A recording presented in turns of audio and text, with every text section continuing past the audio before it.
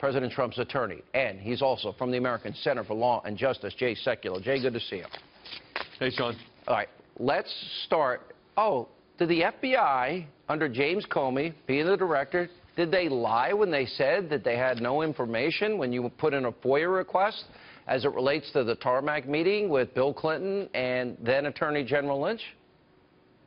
So here it is. It started a year ago, and we asked for a FOIA request for information, documentation that they have regarding the meeting between President Clinton and Loretta Lynch. The response was straightforward. This is in response to your Freedom of Information Act request. By the way, it was dated October 21st, 2016. The FOIA request came in July. No records responsive to your request were located. No records were located.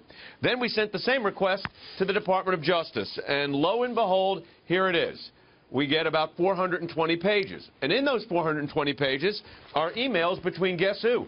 The Department of Justice and the FBI. And the contents and context of those emails is an attempt to create the narrative, define the story, develop talking points. We're getting press inquiries about this. The FBI's chief of staff receives an email. By the way, the chief of staff, senior counsel to who? James Comey, receives an email from the Department of Justice saying we've got to figure out how we're going to respond to all of this. And then take it a step further, Sean. So we've got all that. We've got a lot of those.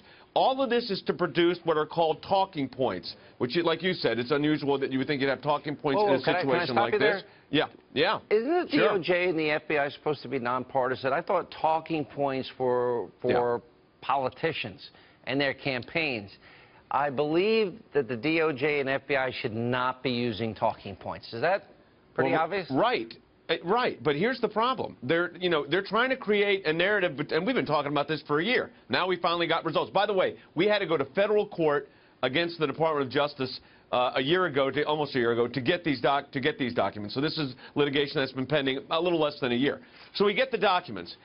All of this leading up to, we've got reports in there, you mentioned this in your monologue, where a Washington Post reporter saying, hey, I need clarification on this, trying to fix this. New York Times reporter saying, I'm being pressed into duty here. I think I could ask you a few questions and put this to rest, is what the Washington Post reporter says. All this is going on.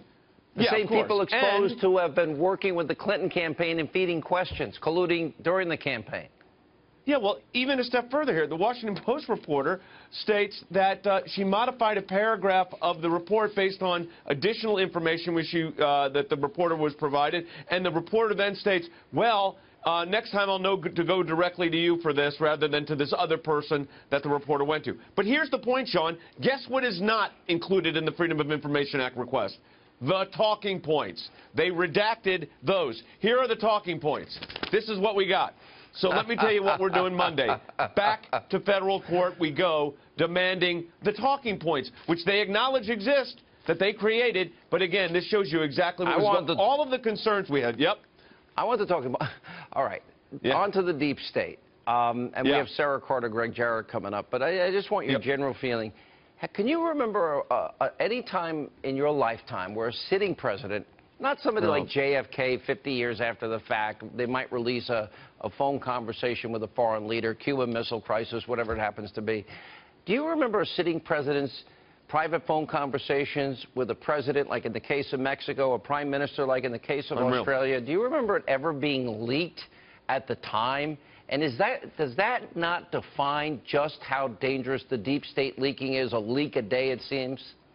Yeah, well, I got two levels of concern here. Number one, these were conversations that the president had with the prime minister of Australia, the same with Mexico. These are the leaders of these countries, and he's having these conversations, and those conversations are then put out in the public.